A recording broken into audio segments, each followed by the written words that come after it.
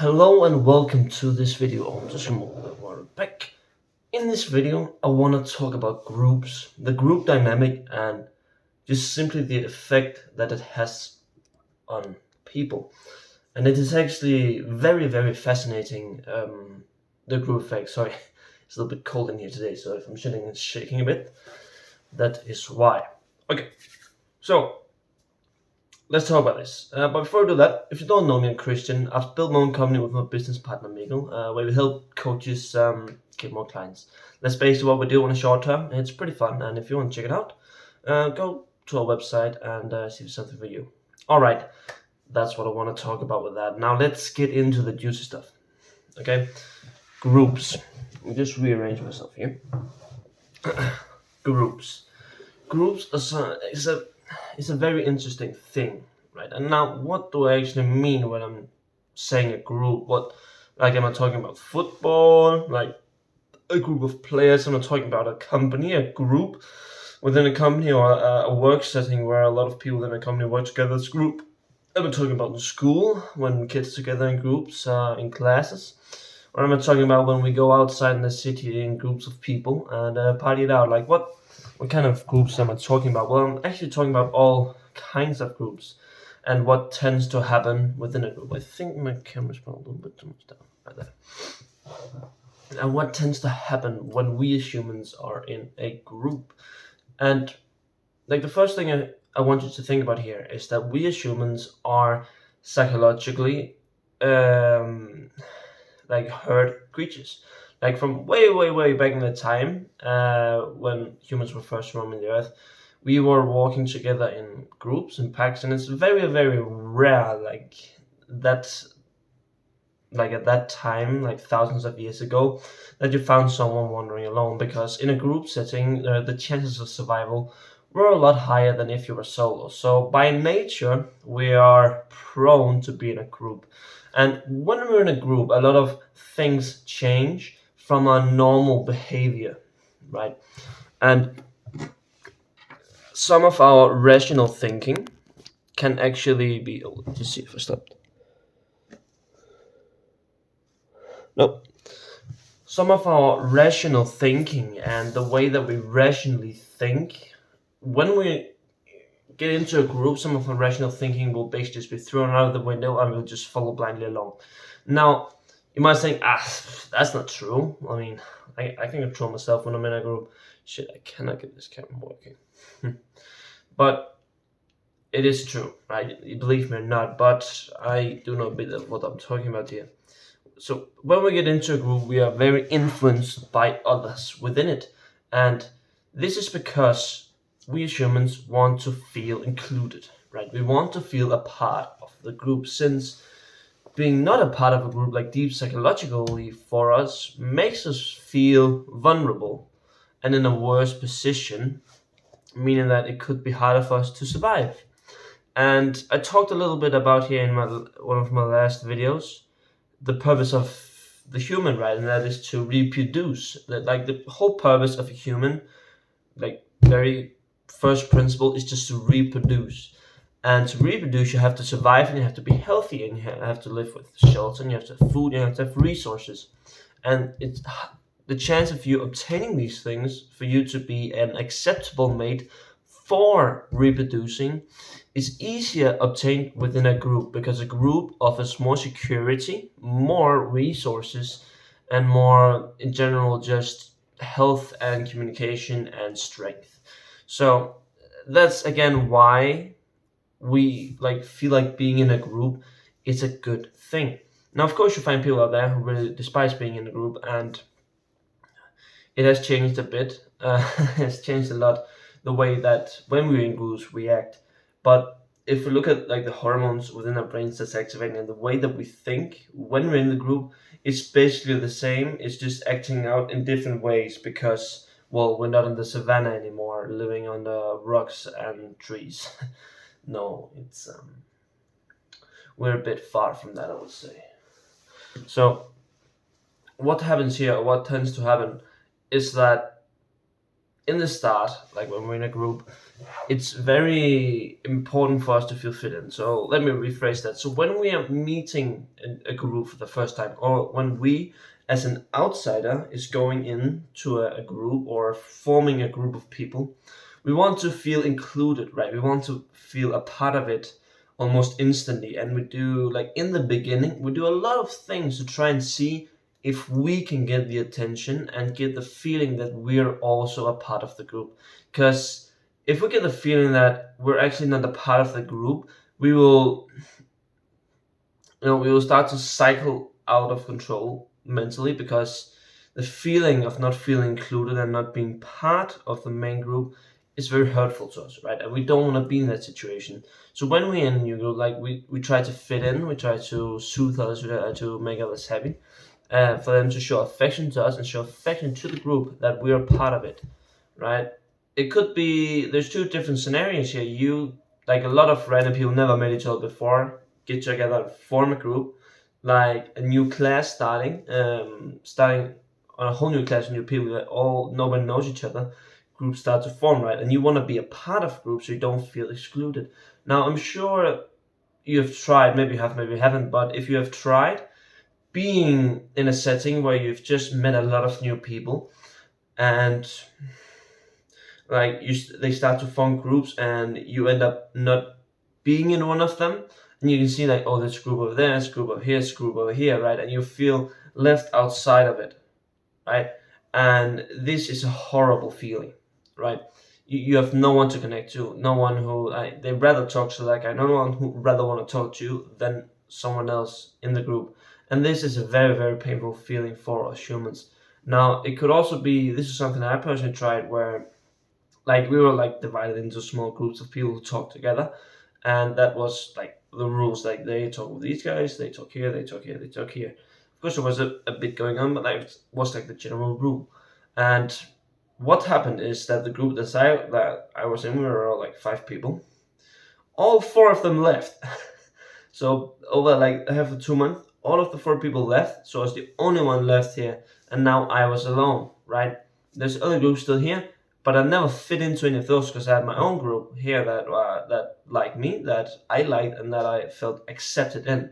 And now suddenly I was one single person in a place of people that I know, but they know that they're also in groups that they've been in for a very long time, which right now I'm not a part of. And that made me feel like I stressed out, really, like, oh shit, what do I do? And it actually also, I was younger back then, right? And it actually gave me like a little bit of a depression because I didn't feel welcome anywhere. I just felt like, oh, I was just there. I didn't talk to anyone. I didn't really have any good friendship. It sucked.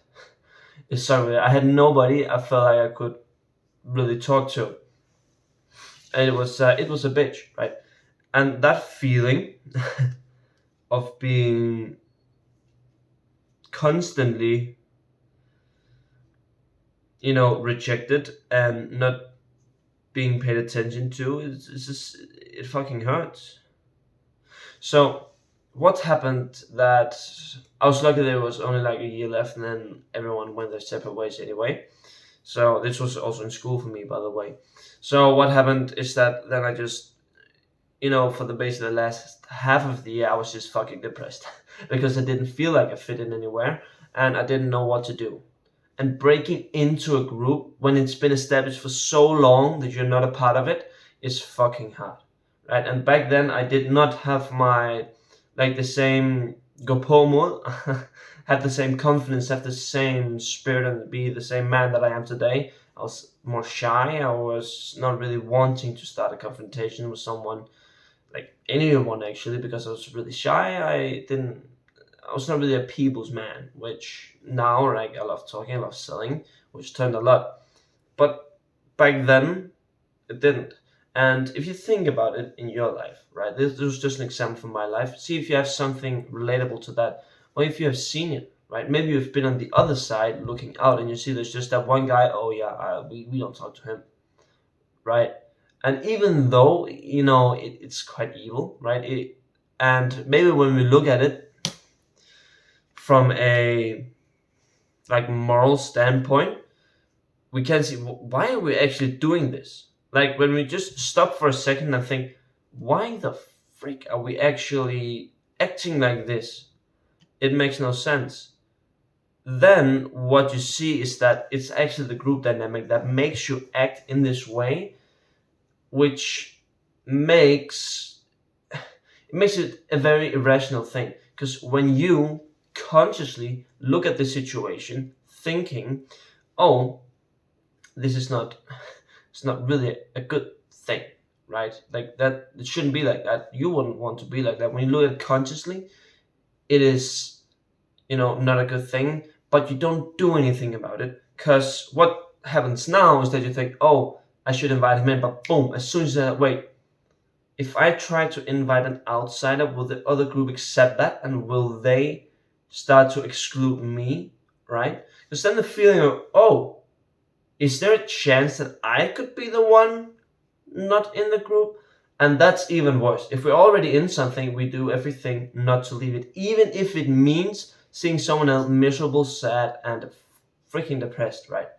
And this makes us very, like some very bastards. But this is a big, big thing. And I'm sure you've seen it, right? You're in a group and you see something wrong is happening. Now, it doesn't even need to be someone feeling excluded. It could also be, for example, you're maybe in a group of 10 people and some of them, or you're in a group of 4 people, 3 of them starts to do something which you don't really agree with. It could be doing something illegal, being not very nice, maybe cheating, something like ethically you do not agree with as a person.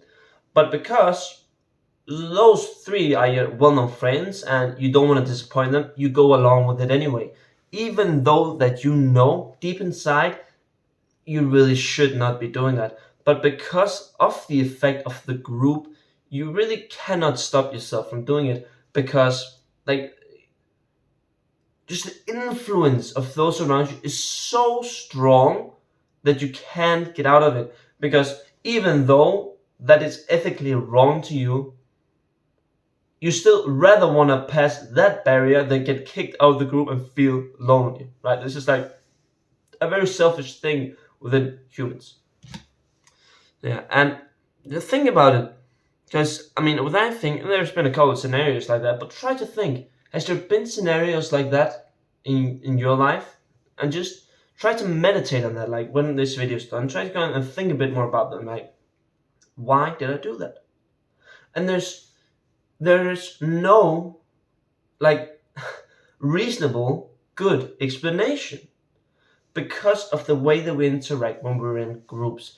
Being a part of something else, it gives us a whole other kind of emotional roller coaster, right? We become much more primal, much more irrational, because we follow the flow of the group. And everyone in the group follows the flow of the group, and then the leader like leads the group. There's always like a leading role. There's a bunch of different roles within. I'll get to that in a second. There's a bunch of different roles within the group, right? And you tend to just follow what the group does, and whatever it may be, and you tend to become blinded. And the longer that you're in it, the more infected you get as a person with the view and influence of the entire group.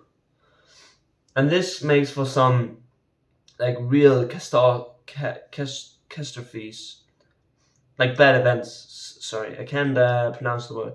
Catastrophes in human nature, because we basically remove the conscious thinking and just follow along with the group, right?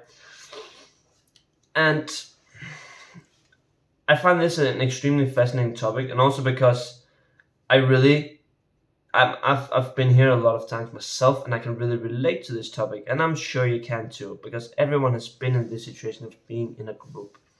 Now, we can also think of it like this. Let's take another. You're in a class, you're in a meeting, maybe you're in a business meeting or a apartment meeting with all the departments of your company.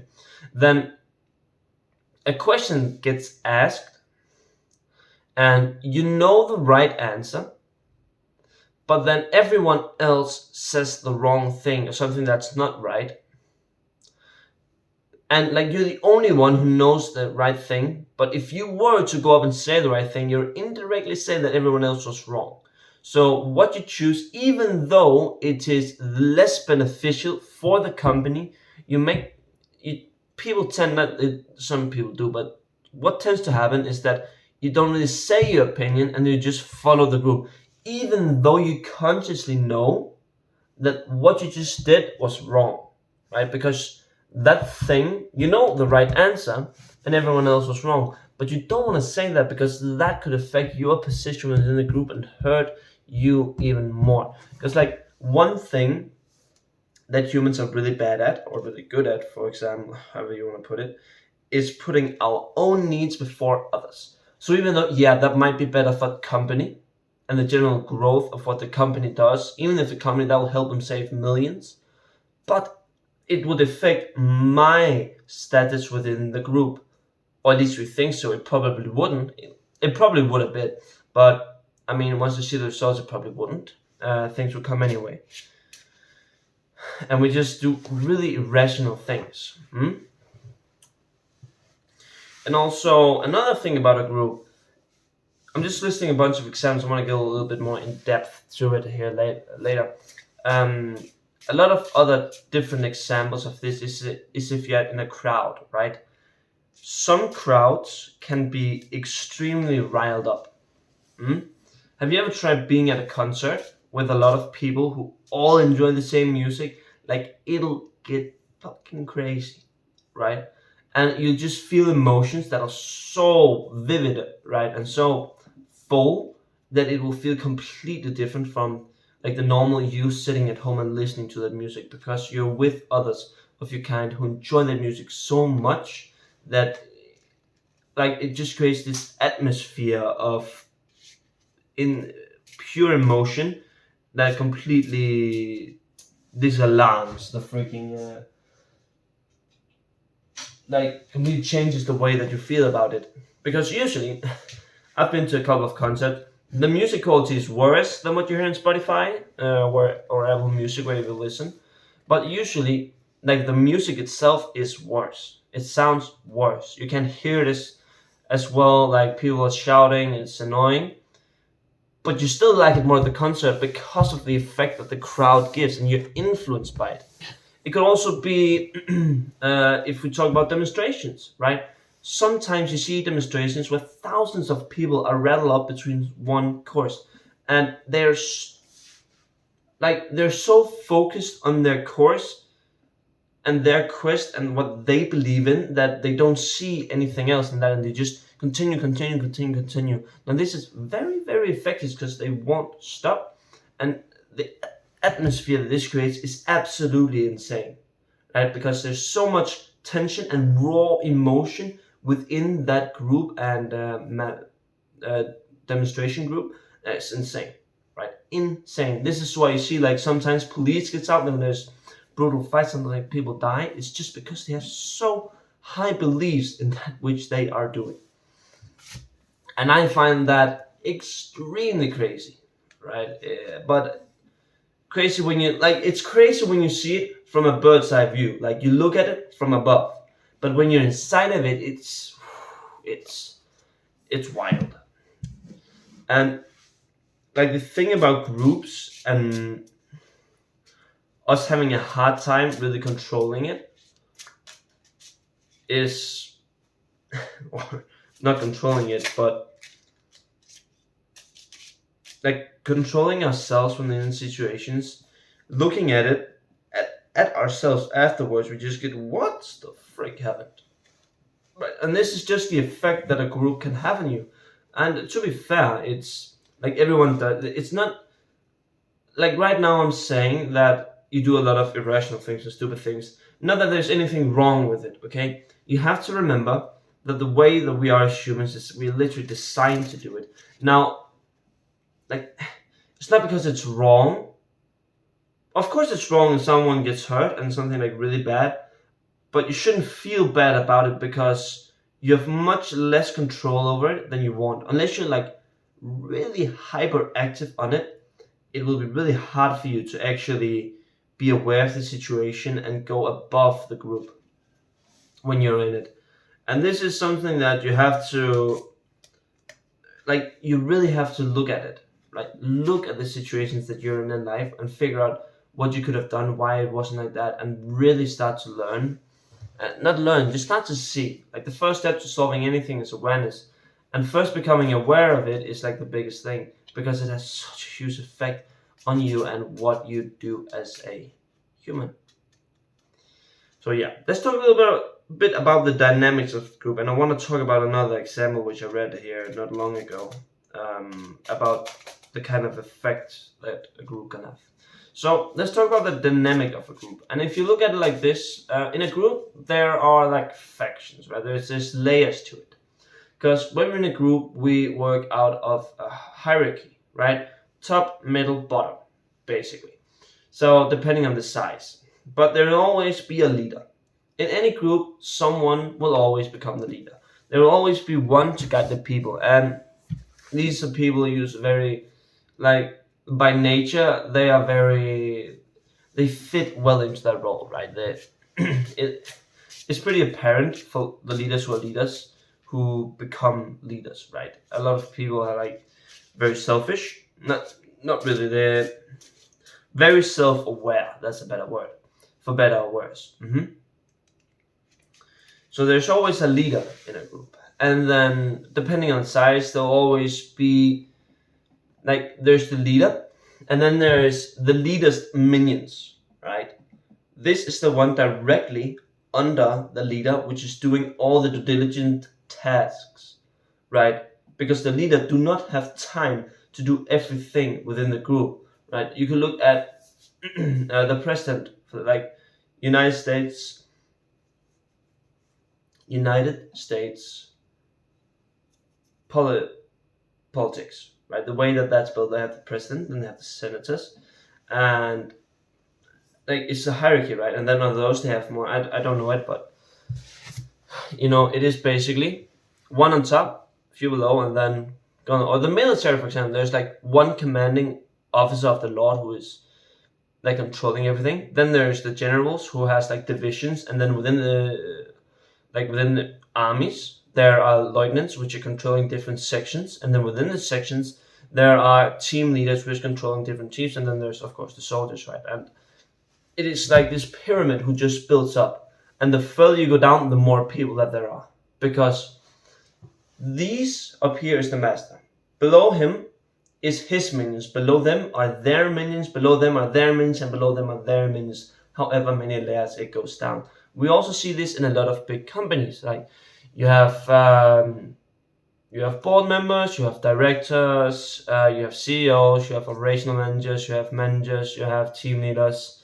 Like it just like boop boop boop boop boop boop boop boop, boop down the chain. And this is something that is also very important to understand within the group dynamic, is where you fall into this group is very apparent. It's very important on who you are, because a lot of people just follow us. They just get in somewhere, usually because where there's the most people is the working force, the one who's doing all the shitty work, right? And there's a lot of followers, and that's okay. I mean, there's nothing wrong with that at all. Because like climbing up the ladder can also be quite a tedious and shitty task, and sometimes you have to be a fucking idiot and selfish to climb the ladder, right? So that's something you should consider too. All right, let me just think here for a second to make sure I'm saying everything I want to be saying. Yeah, well, I think I've shared really well on. I hope I have. I mean, that's for you to decide.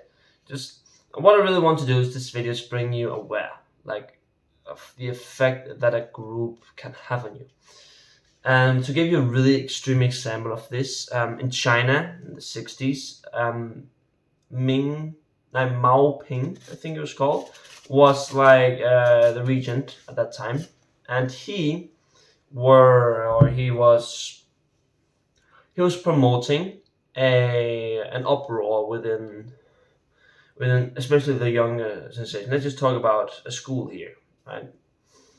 What is it called?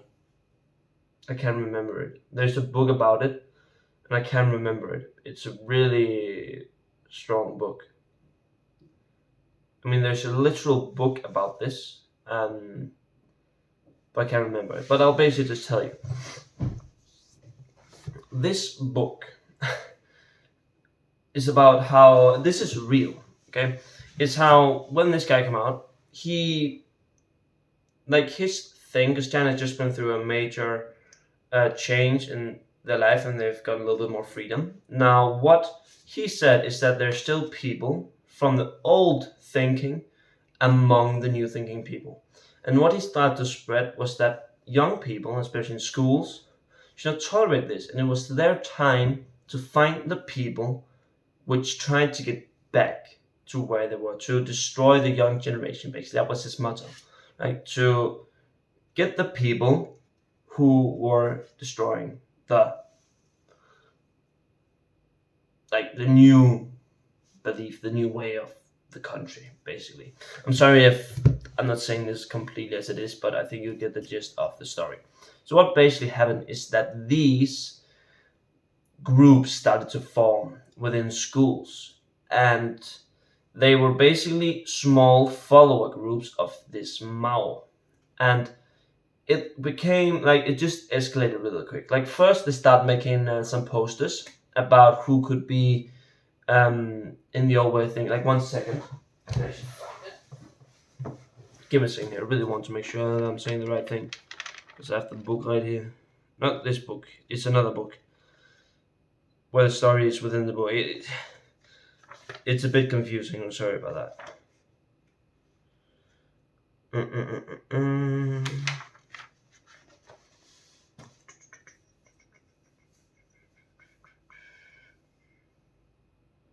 Oh. Yeah, revisionists. Yeah, people who are revisionists. 1 second. I'm just going to find what the book is called.